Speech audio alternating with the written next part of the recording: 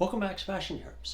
Today I'm going to be reviewing the final round, round 5 of the Formula Regional Middle East Championship.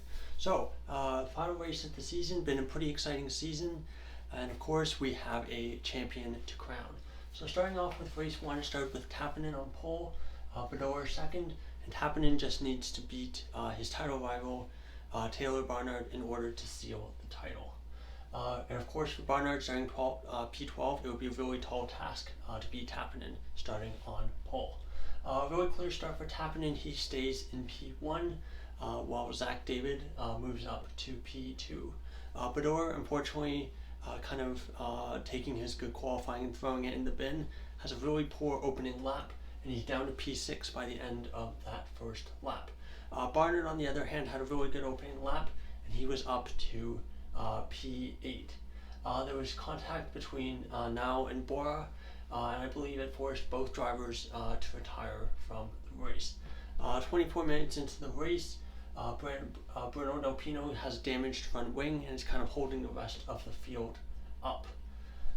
Barnard trying to pass but isn't really able to do so. The Dubai Autodrome, the circuit where they were at this weekend, bit of a tough track to overtake at. Not able to pass, and it basically had a train forming behind Delpino. 21 minutes left in the race. Marley Boya decides he's had enough of this train and basically overtakes Bruno Delpino and Taylor Barnard at the same time. Too many drivers whose names start with B's. At turn 2-3, and then Barnard and Inter Proversac also pass pretty soon after that.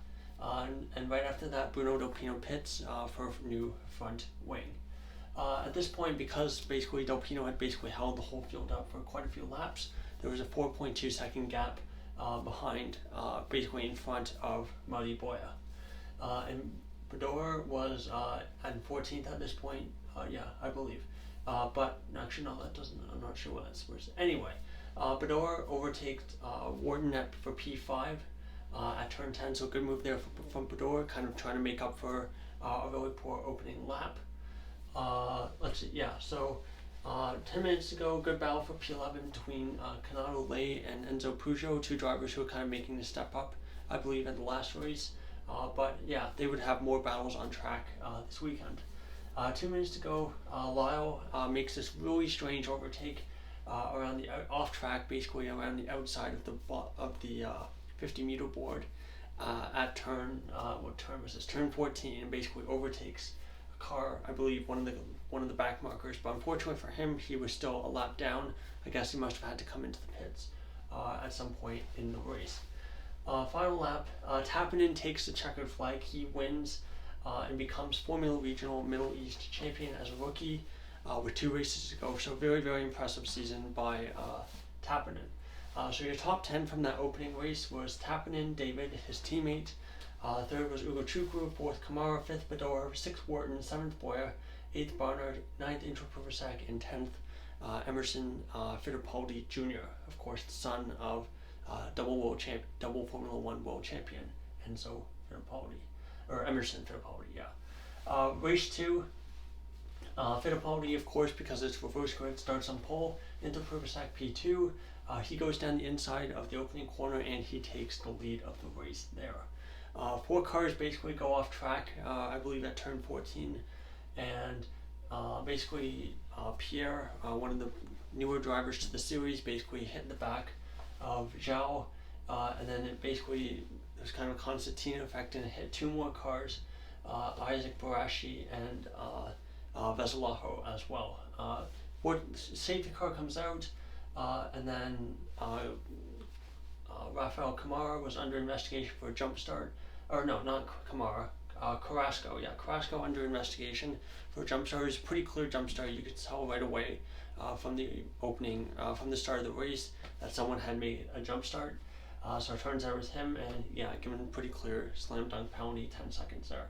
Of course, the earlier incident where that involved those 4 cars, all of them were able to get going, I believe. I think one of them might have been stuck in the wall, but the 3 of them, I think the ones that had spun on track, were able to continue.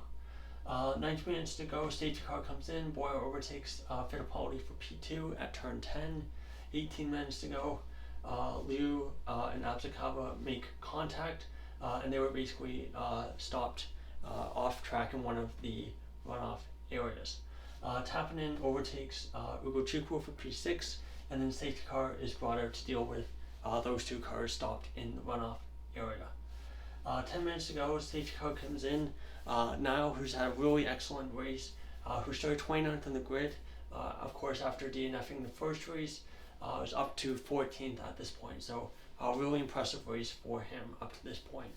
Kanado Lay then overtook Peugeot, continuing their battle from that opening race for P11. Let's see. Fittipaldi then has a really poor lap after the restart, after that opening restart, after the safety car, and he dropped to P9. So maybe he had some kind of issue, getting the tires up to temperature, perhaps, or perhaps he just got them dirty and then kind of lost a whole bunch of pace there. 7 minutes to go. Tappanen attacking Bador for P4. Good battle for the lead between Boya and Inter-Pruvasak. Honestly, really, really exciting race, that second race. The battle for the lead was very, very close all the way up to the end. Tappanen, the top four, very, very close. Boya goes off track at turn 1, and this allows, basically having after already overtaken Inter-Pruvasak, he goes off track, and this allows Barnard, Taylor Barnard, to take the lead of the race after previously being P3. Tappanen overtakes Bador, but then loses P4 simultaneously at the same time to Wharton, and then also loses P5 to Ugo Chukwu. So a bit of a sloppy couple of laps there for Tappanen, who's basically done everything perfect pretty much all season long.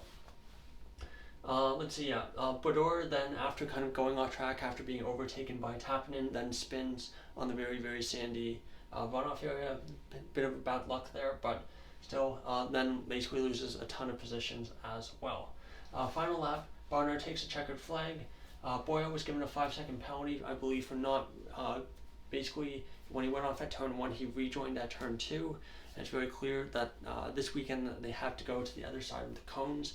A bit like the setup at the Spanish Grand Prix Circuit, Barcelona, Catalunya, where the drivers have to basically take that kind of like escape road around some cones, otherwise they get a penalty. Same kind of setup there. So your top 10 from that second race of the weekend: Barnard first, Inter-Pruvasak second, Wharton third, Ugo Chukwu fourth, Tappanen fifth, David sixth, Boya 7th, Fittipaldi 8th, now 9th. So basically moved up 20 positions in the race from 29th on the grid. Excellent result from him. And then Lay, one of the newer drivers on the grid, finishing P10. So I think points in a second weekend, and obviously being a lot less experienced with these cars. So really good result for him there. So final race of the weekend, and it would be again Tappanen on pole. Bador P2, but unfortunately, terrible start for Taylor Barnard. He had an absolutely awful start. I was a bit worried there that someone would hit him, but he would eventually get going, just very, very far down the field. Tappanen stays P1, and then we have contact in the opening corners. Veselaho was spun by Borashi, who basically went off track and then kind of tried to jump over the curb at turn 1. Spun Veselaho there. Finley Green also ended up with damage, it looked like, to the rear wing, and I think he was forced to pit as well. 25 minutes to go. Bora goes off track at turn 1, broken front wing. The front wing basically went under the car, and basically lost all kind of performance, and he was unfortunately forced to retire. Barnard was down in P19, so basically lost almost 10 positions there, I believe, from the start. Safety car out because of debris out on track, which then unfortunately someone drove over, so that's never great. 18 minutes to go, safety car comes in to Paris, goes off track at turn 1, of course taking the kind of escape road that they have to do, drops a handful of positions as well. Bador now was then announced that it was going to be under investigation after the race. I'm not really sure what that was for, but of course that could cause the standings and the championship standings to change as well. So of course these are provisional immediately after the race. 15 minutes to go, battle between Inter-Pruvasak, Kamara, and Wharton. Really good battle there. Kamara was up to P8, and really good wheel-to-wheel. Not good wheel-to-wheel. In this case, there was contact from wheel to wheel between Inter Pruvasak and Wharton, which forced Inter Pruvasak to pit, and Wharton dropped a couple of positions as well. 10 minutes ago, Barnard overtakes John Bennett for P9, and Murray Boyer was under investigation for a jump start. It's almost certainly a penalty there, so he'll probably drop lower than the P5 he finished on the road. Let's see, 1 minute to go, Wharton overtakes Taparis for P11 up at turn 11. Good move there by Wharton. And Barnard was announced to be under investigation too. I'm not sure what he was under investigation for. And of course, so we have 3 different things that are under investigation that were concluded as of the recording of this video. So probably changes to the top 10 and probably changes to the championship standings as well. Let's see. Yeah, David, basically his car was leaking fluid at the end. That was a first. Just thought I'd write that down. But final lap, Tappinen takes a checkered flag. 5th win in the series, tied with Barnard for 5 wins apiece. And then, of course, the other remaining 5 races were won by 4 different drivers. So it was really the Tappinen and Barnard show. But basically, when they weren't winning, Tappinen was much more consistent this year, or in this championship. I think the lowest he finished on the road was P7. And if you basically only look at his races if you basically remove the reverse grid races, the lowest he finished was P4, whereas for Barnard he had a couple races that were completely outside the points as well. So just finishing off with race result. So Tappinen win, Bedover second, now third, David fourth, Boyer fifth, 6th Ugochukwu, 7th Delpino, 8th Kamara, 9th Barnard, and 10th John Bennett, scoring his first point of the season, final race of the season. That's always good to see. So championship standings, Tuukka Tappinen wins in basically dominant fashion in the end, 255 points, about 75 clear of Taylor Barnard in second, 176 points. Kamara then a distant third, 128. Boyer at this point is fourth with 112.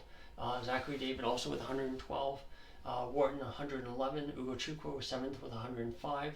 Stenshorn, of course, hasn't raced since the 3rd round, 100 points. So honestly, decent showing for him. 9th Inter Pruvasak, 86 points. 10th Bedour, 76. 11th now, 75.